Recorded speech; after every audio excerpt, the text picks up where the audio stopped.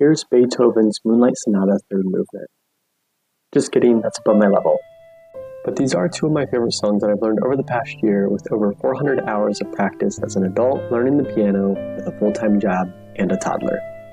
I'll be taking you through the last year of my piano journey, what I learned, songs I learned, what I would do differently, and what I wish somebody had told me at the beginning of my journey. I am by no means an expert yet, but my goal is to help you learn from my mistakes and hopefully inspire you to take up piano. I see a lot of progress videos that do show Beethoven's Moonlight Sonata after just a few months of learning. Those people are either straight up lying, they were able to practice an insane amount every single day, or maybe they are prodigies. Regardless the reason, they can be really discouraging for beginners like you and me. I realize that I've just scratched the surface of my piano journey, so make sure to subscribe and follow along for more piano content and tutorials. Leave a comment on why you started to learn and where you're at in your journey. I started this journey for two reasons. Number one, I fell in love with the instrument. I started to listen to piano covers, historical and contemporary composers. I went to piano shows to hear some of the best play. And number two, I wanted an extremely concrete example to show my kids that if you don't give up and dedicate focus to something, you really can achieve something beautiful and wonderful. In full transparency, I did take 2 years of piano lessons when I was in 3rd grade, but I never got past Bingo and Mary Had a Little Lamb. And I played 2 years of drums in junior high, so I had a basic understanding of reading notes and rhythm patterns, although most of it had been long forgotten. My progress might be more than you can make in a year. You also might make more progress than I made. The great thing about piano is that there is, in many cases, no true comparison. It's just for the enjoyment of the instrument and creating something beautiful. Be sure to check out the channel for full versions of all the videos you see, as well as others. Let's get into the list. Point 1. It's going to be really tempting at first, but don't brute force songs way outside of your ability. I hear a lot of beginners getting started because they have one piece that they really want to play. They figure they can just brute force it, and I fell into this trap too. Honestly, my first 2 months of learning to play were kind of wasted by learning songs this way. I would look up a tutorial or sheet music for songs way above my level, and I would learn it by literally stringing 4 notes together in one hand, then the other, all while staring at my hands and keyboard.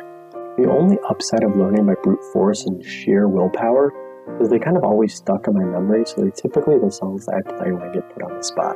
The major downside is that progress was really slow at the beginning. Point 2. Invest in a full 88-key weighted keyboard. You can get a brand new one for under $1,000 and people are always selling them for way less online. The piano community is pretty split on acoustic versus digital, but the most important thing is to get a piano that has realistic action on it. Whatever gets you playing the most is the best choice for you in my opinion. You can just be so much more expressive with a weighted keyboard. I personally bought the Roland FP30X because I like the sound and feel of it for the price point, but there's a ton of reviews out there, so do your research first. Of course, if you don't have the money to buy a new weighted keyboard, you can still make do with an unweighted and you can still learn a lot. The thing that I noticed is that when I would play on any piano that wasn't my unweighted keyboard, I had a really hard time playing because the keys just felt so heavy and it was really daunting. After I bought my new keyboard, I really started to fall in love with the process because it felt and it just sounded so much better. I was practicing 1 to 2 hours a day during the weekday and then more on the weekends. I don't have a ton of free time between working full-time and raising a toddler with my wife, so most of my free time was really spent at the piano. Point number 3. Take a little time to understand basic music theory and basic method. One of the best things I did early on in my piano journey was listen to the wise people of the piano learning subreddit and buy the Adult All-in-One Faber Series 1 and Series 2 books. You can get them for about $20 on Amazon, so it's a relatively cheap investment that pays dividends in your piano journey. I honestly wish I had more recordings from the early Faber days because it's so cool to see myself playing songs that I thought were so neat or so difficult at the time when they sound so easy and basic now. These books not only got me playing more appropriately difficult songs, but also got me acquainted with some basic music theory like triads, inversions, melodies, harmonies, more sheet music signs, and other basic music terms. I found that as soon as I got about halfway through the second book, I was picking up songs that I actually wanted to play a lot faster, although still comparatively slow to what I can do now, because I could recognize certain patterns and chords faster. Point number 4, slow down to speed up. This really has two meanings to me in piano. The first one, which is more common, means literally practice slowly until you can start to ramp up the speed. The second meaning is to take a little bit more time than you think you need on certain songs. I honestly flew through the first Stauber book and the first half of the second. I would do like a chapter a day, which is why I didn't record a lot of them. The problem is that while I felt like I was progressing, I was never really thinking deeply about the music or the song. Each chapter just felt like I was going through the motions, serving only as a road bump for the next chapter. It didn't really hinder my learning in the long run, but if I slowed down just a little bit at the beginning, I think I wouldn't have seen such a slump midway through the year. Remember, you have to walk before you run and you have to crawl before you walk. So take some time at the very beginning to set your foundation. Point number 5, invest resources, which is either time and or money, in understanding the musicality of piano. What I mean by this is don't just learn to play the notes, learn to understand the why, and how phrases and notes complement or contrast one another. The piano community seems to be pretty split on whether you can learn without a teacher or not. I am fortunate enough that I could afford a really great teacher, and I'm forever grateful for him for speeding up my learning. I found that an hour spent with him was like 5 or 6 hours of practice on my own, and I feel like you can really see this major shift between the two minuets. The second one sounds more full of life and expressive, and this is because it's the first song I worked on with my teacher. The reason I tell you this is not to discourage you if you can't afford a teacher, but number 1, to be honest about my progress, and number 2, really urge you to look up some breakdowns of the music that you're playing and spend some time understanding it. There's a lot of great free or low-cost resources out there, and while it might take you a little bit longer, it's just so critical for you to understand the era context, the phrasing context, and why your piano playing sounds so different than somebody else's playing. Point number 6, progress isn't linear. The thing about these progress videos, and probably this one included, is they don't accurately convey how much time, energy, and focus really is required.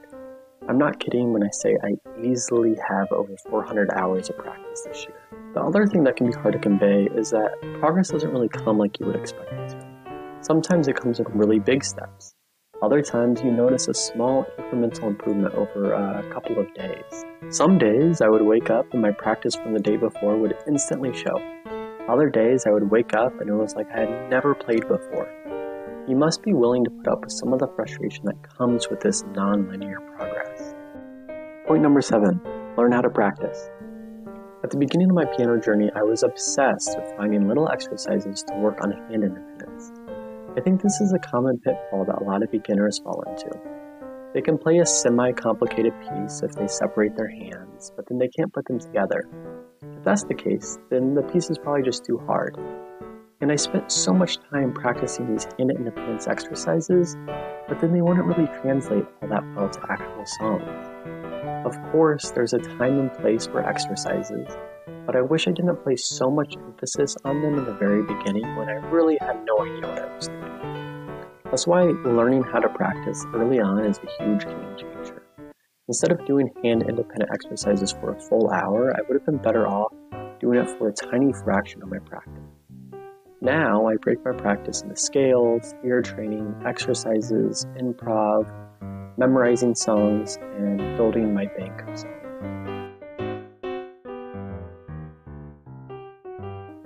Point number 8, scales, scales, scales. I know this is boring, and I know that there are courses out there that recommend that you never need to learn scales. It's too boring, it's too outdated, or whatever the reason. I haven't checked those courses out, but scales made a huge difference for me. It doesn't have to be the main focus of your practice, but even a simple 5 minutes every day really pays off, and honestly, they serve as a good warm-up too. Before I took scales seriously, I would work on rote memorization of them, and this was really ineffective. My teacher taught me that the cool thing about scales is you don't have to memorize them, you just have to understand the formula of whole and half steps, and then you can apply it to any of the keys. Earlier I said I probably wasted time obsessing over hand-independent exercises, and I found that just learning to play 2 octaves hands separate, hands together, learning the root position, chord inversions, all of that did more for my hand independence than most of those exercises that I did early on. This is because you begin to build a mental map of the keys and your fingers become more comfortable moving around the keyboard. Point number 9. Learn songs you don't want to play so you can play the songs that you do want to play. The other pill that was hard for me to swallow is that if I wanted to play my goal songs better and learn them faster, I would have to expose myself to lots of different kinds of music. I tend to gravitate more towards either the really beautiful, slow-flowing, melody-driven songs or the really jazzy songs. And it's fine to learn those, but by pushing myself to learn other types of songs that have different feels and melodies, cadences, tempos, phrasings, and dynamics, I could pick up the songs that I did want to learn at a higher level quicker than if I didn't have that exposure. The cool thing about learning as an adult is that it's for me. I don't have any of those, I only need to learn cool songs type of feelings that I remember having as a kid. I remember not wanting to play classical songs or even silly songs because they weren't cool. I only wanted to play the popular songs that everyone knew.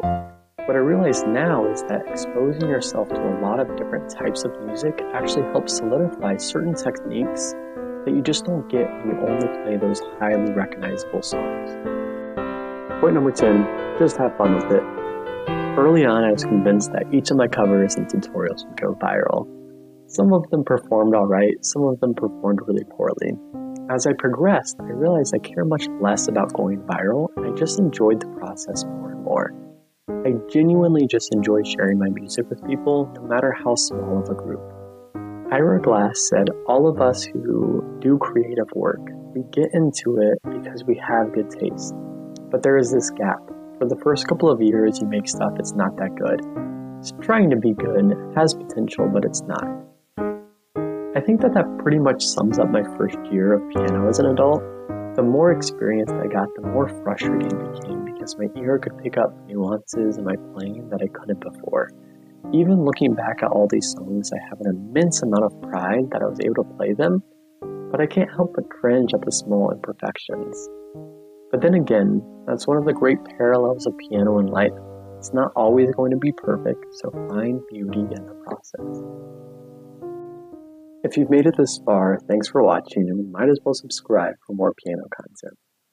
Enjoy this bonus footage of me playing Old MacDonald with my daughter, who was one of the main reasons I got into piano in the first place. And on that farm he had a what? A what? Cow. A cow. E-I-E.